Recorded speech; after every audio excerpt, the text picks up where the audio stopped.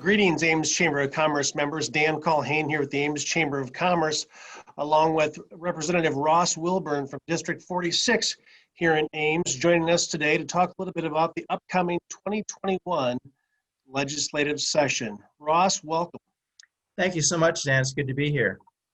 Yeah, it's an exciting time going back to the session. Certainly, this has been an unusual year we've endured, as we were talking before we got started here today. But as you look at the 2021 session, what should members of the Ames Chamber of Commerce expect to come out of it? First, Dan, again, thanks for allowing me to record this video. And I do want to thank Amesians for returning me to a second term in the legislature. And, I think resiliency describes the folks in Ames. The Amesians are resilient just as Iowans are. And I think foremost, there'll be a big focus on continuing look at recovery. Fortunately, we've got some vaccines coming out. But I think a primary thing will be revisiting some of the declarations that Governor Reynolds put out there, not looking at necessarily with a partisan eye, but in terms of appropriateness. The state statute that allows the governors and mayors emergency actions, in many ways is kind of designed towards floods or tornadoes, those type of natural disasters. It does incorporate health emergencies, but who knew how long a pandemic is gonna go on historically and compared to what's happening now. So some of the actions that are done in emergency fashion, when you're looking at recovery and trying to move forward in terms of the economy and certain effects on Iowans, then there may need to be some adjustments and clearly room for oversight to make sure, was this action appropriate? Is this an action that's going to set us ahead for future recovery and building opportunities for Iowans and rebuilding the economy? So I think that's foremost one of the things that we'll see. Okay, and I should have said right away, congratulations on being reelected. That's got to be exciting for you. Talk just a little bit before we start with some of our other questions. Talk a little bit about your background. I mean, I think a lot of people might be surprised to know that you were over in Eastern Iowa for a time in Iowa City, and you were held elective office there as well. Right. I was in Iowa City in elected office for 12 years as a city council member as well as mayor. In addition to that, I served for 4 years on the local Parks and Recreation Commission. So before starting my second year in the legislature here, I have 16 years of experience in direct government work, but not just Iowa City. I grew up in Davenport, so I kind of made my way west here and found a great home here in Ames. I served in the Iowa Army National Guard as a combat engineer for 6 years. I am by profession, although I'm not practicing by profession, I'm a social worker. I have a master's in social work from the University of Iowa. But I've worked in schools. I've worked in hospital. I actually worked for the VA hospital when I was a student.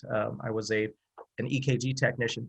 So just a variety of different jobs. I've got 2 adult children. My youngest is 26 and lives in Madison, working there in media. And my son is moved back to Iowa City, works in Coralville at Integrated DNA Technologies there. So, it's been a wide background. We just found out our appointments, our committee assignments. So I want to make sure that folks are aware of that because I have slightly different assignments. I'm now the ranking member for the Democrats, the minority party, on the Veterans Affairs Committee. I am on the main appropriations committee. I am on the judiciary. I continue on judiciary. I'm new to the state government committee, and then my budget subcommittee is justice systems. So those are the arenas that I'll have direct committee work in. Very good. Well, it sounds like you've had a lifetime of service in your short life, and I also know you're an avid cyclist. I see you on the bike trails quite often as well, so that's good to see. Ross, as you think about the 2021 session, what are you personally hoping to accomplish as you move into your first full term as our representative? Right. I spoke about the coronavirus relief and recovery and adjustments based on situation as well as whether things were done appropriately or not.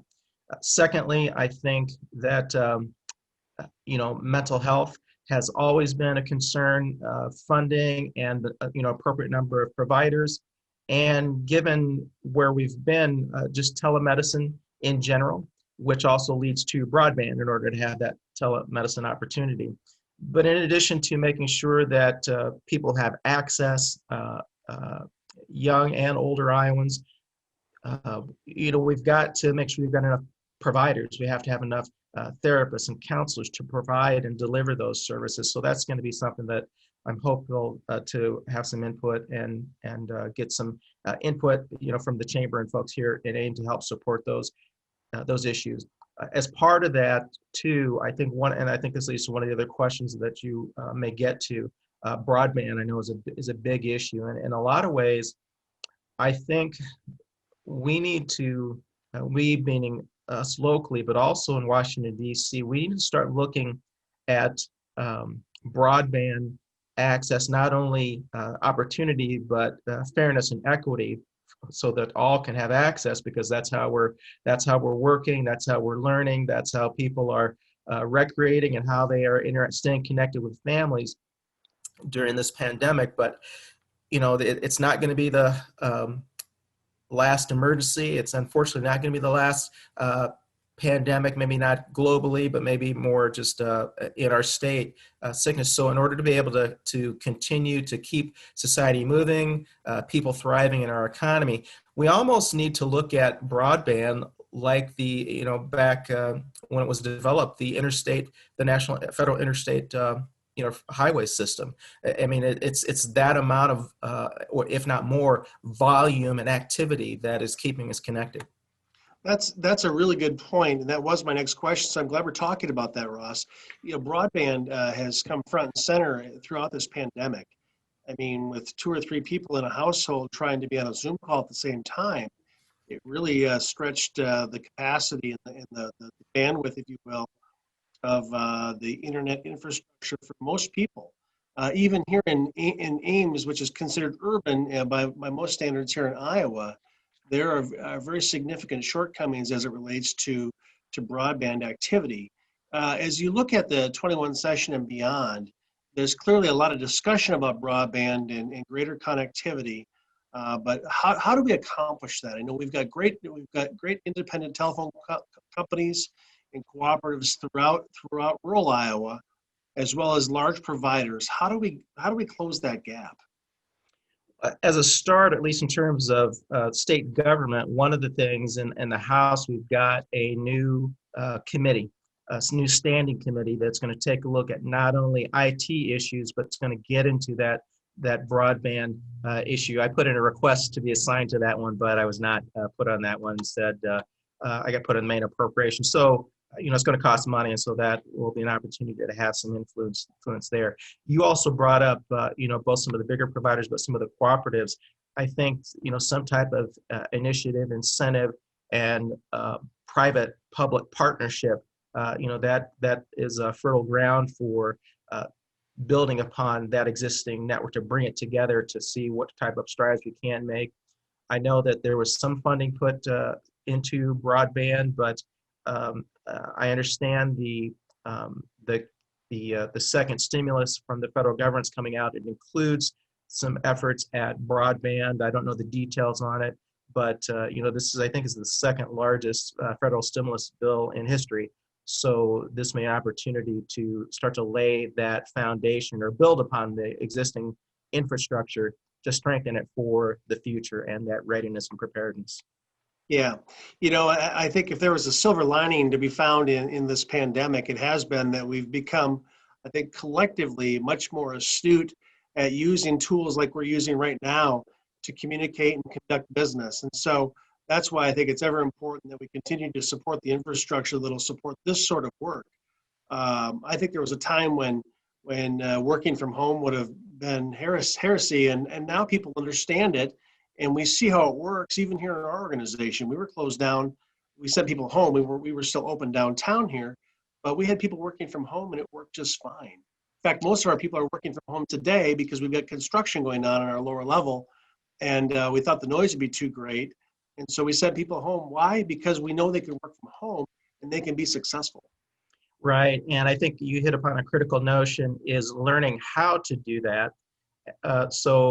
Even just as an individual to get to gear ourselves up to so that we can get work done at home, but obviously we've got to have the tools to do that, and that's creating that capacity, and that's a function of government, not only safety, but how can we create opportunities for people to thrive. Exactly. You talk about attracting more mental health providers, and you can go across the spectrum. Here in Iowa, we face a lot of challenges related to attracting people, whether it's attorneys in rural communities, it's mental health providers, it's key physicians at our hospitals, both rural and urban. We have a wide variety of challenges. One of the things that chambers talk a lot about is quality of place. And one thing I would turn to is the Invest in Iowa program or initiative that the governor has talked about. I think there was some movement in that last year about regional cooperation related to large transformational projects that could support quality of life and quality of place. Can you speak at all to that, Ross? Absolutely. So the Invest in Iowa initiative, that bill that was a governor's bill that was brought up, the last I knew that was it was brought up in the Senate. It was in the Ways and Means Committee, and then put to a subcommittee, and then obviously coronavirus came up and we had to stop and reshift our priorities there. And part of that gets at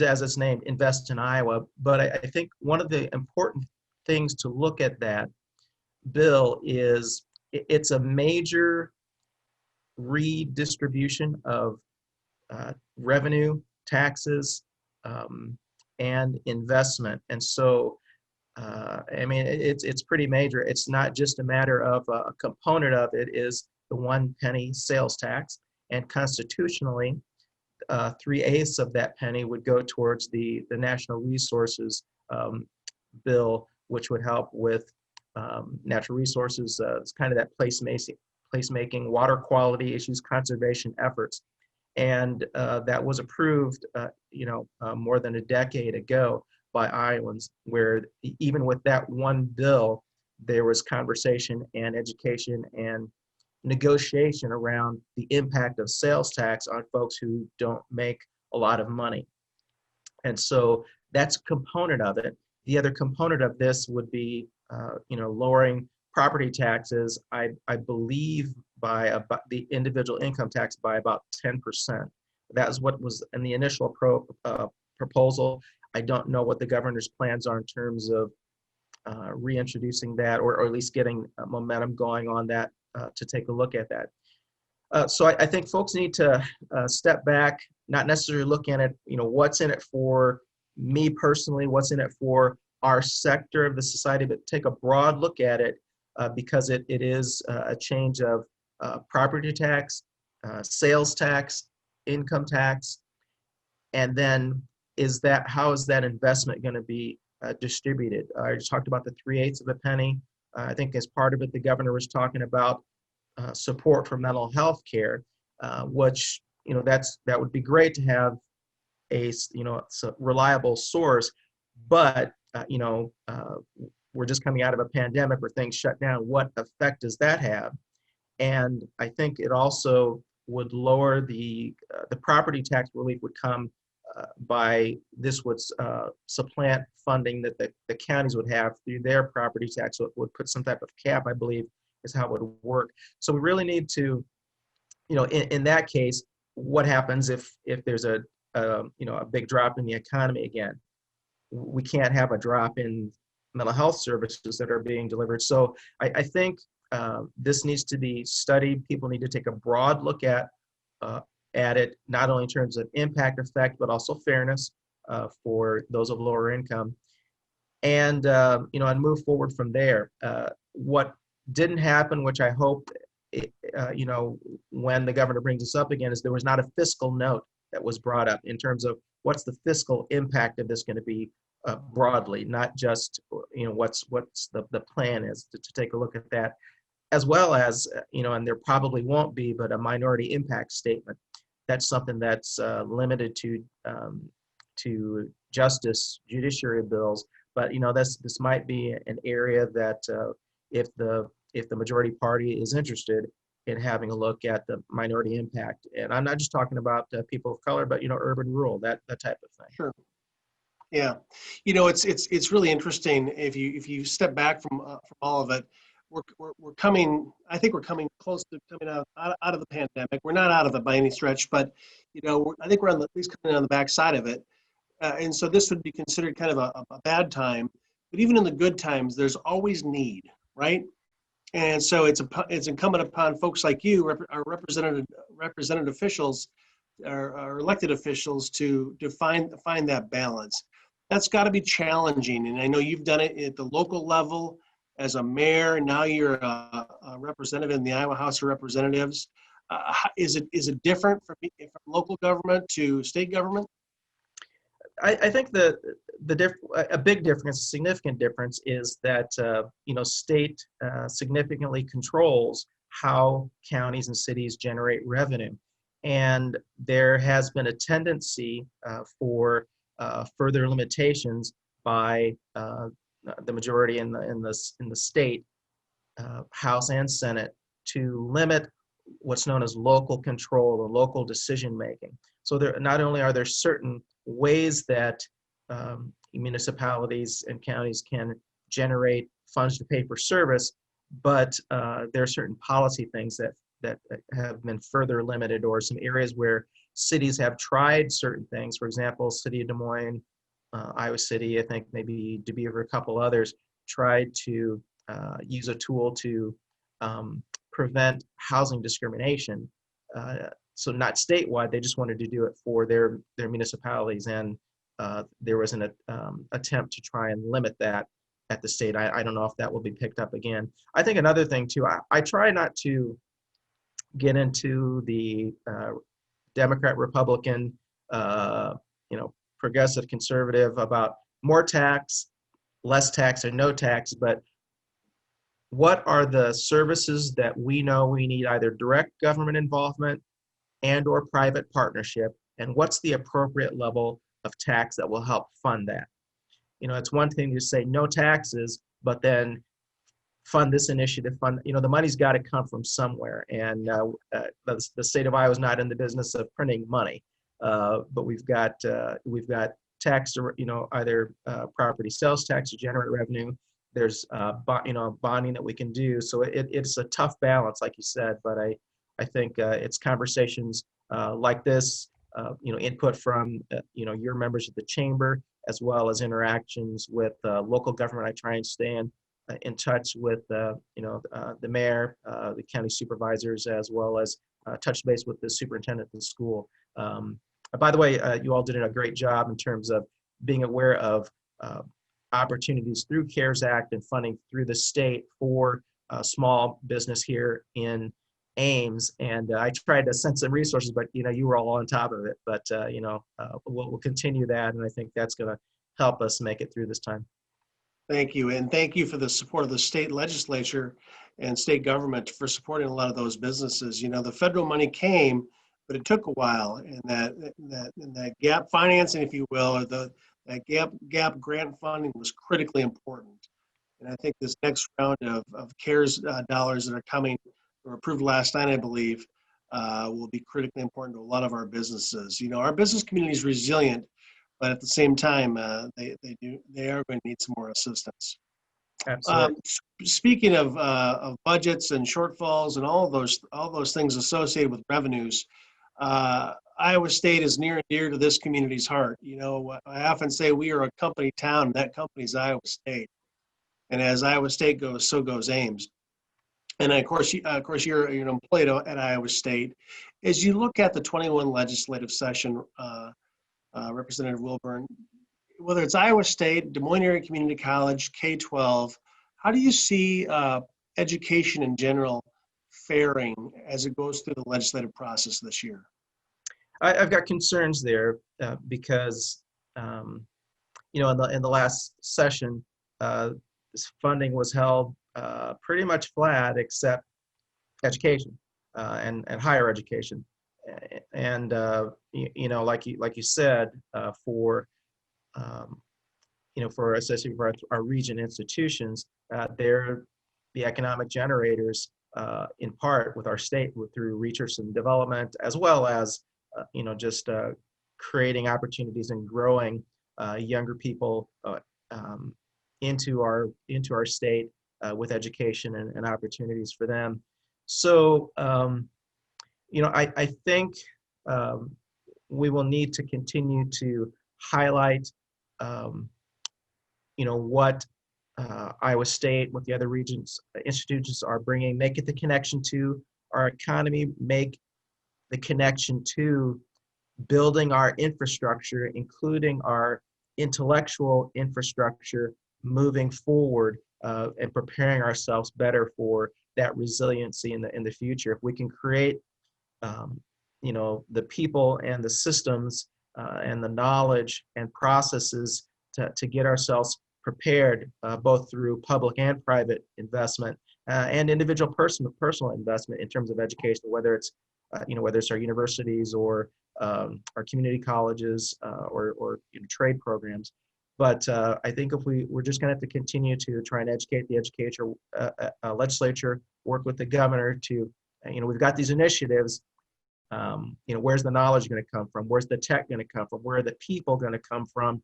If we're not making sure that our institutions, our educational institutions, are strong. Very true. They are a key driver to our economic development as a state. We think of it first and foremost here in the Ames community with the large presence of Iowa State University and a nice presence from Des Moines Area Community College as well. But really that transcends across the state of Iowa and has a significant impact on every community. And so the funding of those organizations is critically important. Ames and Story County Day at the Capitol is April 1st. No fooling. April Fool's Day. Yeah, right. It's also my daughter's birthday, but it's that's outstanding. Yeah. So of course, last year it was canceled because of the pandemic. Here's an easy one for you. What do you think? Do you think we'll have it in person, or will we have to move it again up to 2022? No, my understanding so far, and this can change, but at least as of today, the outside groups will have access to the rotunda. They can reserve the rotunda, but the side meeting rooms and the committee rooms will not be available. And I haven't heard about limitations to visitors up to the chambers. That I just don't know. We haven't heard from the speaker yet about that. So there are some things we can try and do to help with that. In the meantime, we can wash our hands. We can try and physically distance, and we can start. When our time comes around, we can start taking the vaccines to for coronavirus. And so those are things we can, and that helps the economy. That will help activity. And so I try and focus on and tell people, control the things we can control. And those are things we can do, and let's not get caught up in bickering. It literally saves lives by trying to reduce the spread until the vaccines are coming in, and then we've got some protection there. Well said. We really enjoy bringing our friends from Hickory Park down to the Capitol for Day at the Capitol, and we missed out this past year. So we're looking forward to April 1st of 21 to do that and get back into the regular swing of things. Right. It's critically important for the Chamber of Commerce and the business community to express gratitude to the state legislature and the governor's office as it relates to things like Days at the Capitol. The state makes a significant investment in our community, whether it's at Iowa State, through our Department of Transportation, or our K-12 systems. And so we enjoy doing that. It's a lot of fun. It's work, but it's also a lot of fun to acknowledge and recognize the impact of that partnership between the state and the local community and our local business industry.